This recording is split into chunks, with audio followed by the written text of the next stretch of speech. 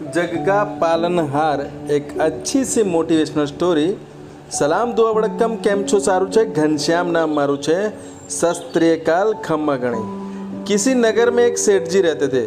उनके घर के नज़दीक एक मंदिर हुआ करता था और एक रात को मंदिर में बहुत सारी पूजा और कीर्तन हुआ था।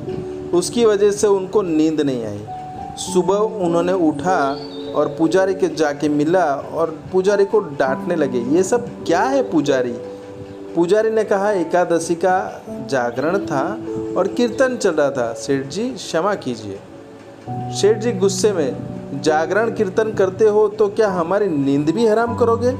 अच्छी नींद के बाद भी व्यक्ति काम करने के लिए तैयार हो पाता है, फिर कमाता है और तब भी खाता है, तो क्या तुम हमको चैन से सोने भी नहीं दोगे। पुजारी, सेठ जी हमें क्षमा कीजिए, पर हम मंदिर में पूजा ही कर रहे थे, हमारा आश्रय तुमको परेशान करना नहीं था। सेठ जी बोलता है कि तुमको इतनी पूजा करता है तो तुमको खिलाता कौन है। तो पुजारी उसको बोलता है कि वो ही पालनहार है जो हमको सबसे अच्छे से खिलाता है। तो सेठ जी उसको फिर से पूछते, क्या तुम्हारा भगवान तुमको खिलाता है।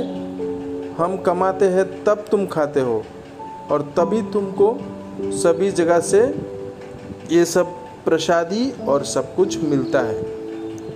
पुजारी, निर्मित हो आप, बाकी तो ऊपर वाला ही सब कुछ कमाता है और उसी की कमाई हुई रोटी हम सब खाते हैं, बाकी वो चाहे तो हम कुछ नहीं कर सकते।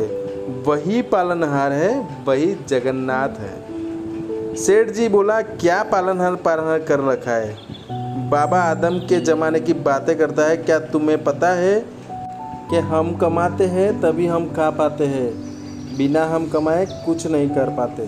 तब पुजारी बड़ी प्यार से जवाब देता है कि वो हमें खिलाता है तभी खा पाते हैं। तो सेठ जी गुस्साते हुए कहता है कि हम नहीं खाते तुम्हारे भगवान का दिया हुआ, हम तो कमा के ही खाते हैं। तब मुस्कुराते हुए फिर से पुजारी कहता है, नहीं, वो आपको खाना खिलाना चाहता है तभी आप खाते हो, अगर आप नहीं खाते हो तो वो मार कर भी आपको खिलाता है। सेठ जी ईगो में बोलते हैं, पुजारी ऐसा है तो तेरे भगवान को बोल दे कि 24 घंटे के भीतर वो अगर मुझे खाना खिला पाया तो मैं मान जाऊंगा कि भगवान है और भजन कीर्तन मैं भी करने लगूंगा, और अगर वो नहीं कर पाया तो तुझे कल से भजन कीर्तन बंद कर देना पड़ेगा और जो मैं बोलूँगा वो तुझे करना पड़ेगा।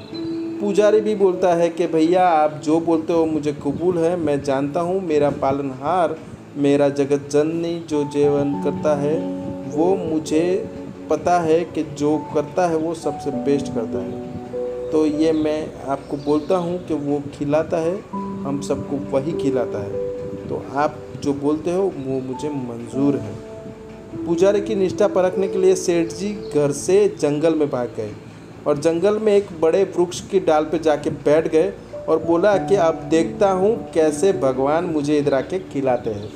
थोड़ी देर में वहाँ से एक अनजान आदमी निकलता है और वही पेड़ के नीचे बैठता है और पेड़ के नीचे से थोड़ी देर के आराम करने के बाद वो वहाँ से निकल जाता है। पर वो आराम करने के बाद निकलता है पर अपना वहाँ कुछ सामान भूल जाता है, साथ तक वो टिफ़िन था और टिफ़िन में कुछ खाना भी था। पर सेठ जी बोलता है, मुझे नीचे नहीं जाना है, मुझे यहीं रहना है, भगवान मुझे कैसे खिलाता है मुझे देखना है और पुजारी को नीचा दिखाना है। वही लालसा में पुजारी के बात को ध्यान में रखते हुए वो सेठ जी वृक्ष पे ही बैठे रहे और थोड़ी देर में बाद वहाँ पे लुटेरे की गैंग आती है और गैंग में वो बैठते हैं नीचे और देखते कि यहाँ कुछ सामान पड़ा है। सामान चेक करते हैं कि बोले यहाँ पे बहुत बढ़िया अच्छा सा टिफ़िन पड़ा है। तभी वो सरदार बोलता है कि रुको, ये खाना मत खाओ, शायद किसी की ये चाल है और ये चाल में हमको फंसाने के लिए या हमको मारने के लिए रखा गया है टिफ़िन, कोई खाना नहीं खाएगा।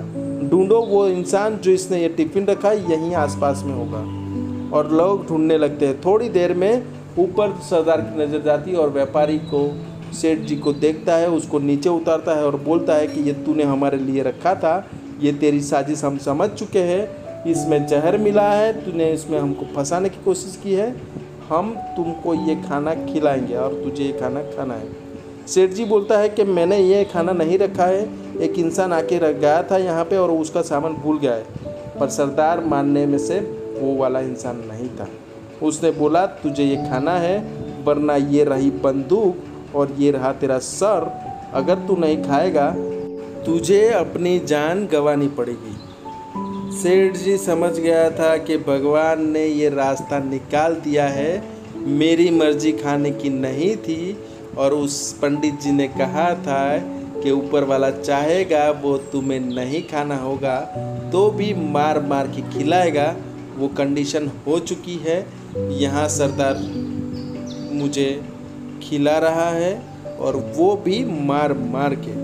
सेठ जी चुपचाप खाना खा लेता है और फिर यही बात जाके पुजारी को बताता है। दोस्तों, जीवन में सबसे बड़ी सीख यही है कि जो भी कुछ जीवन में होता है वो ऊपर से निर्धारित किए हुए किरदार के माफिक हम करते हैं, और हमारा जो डायरेक्टर है हमें सबसे अच्छी एक्टिंग करवाता है, और वो हम करना है, एंजॉय करना है लाइफ को, और अच्छे से खुशी जीवन को जीना है। उस पे शंका करना है और ना ही उस पे कोई डाउट करना है। बस समझ जाना है जो पालनहार करता है वो सबसे बेस्ट करता है।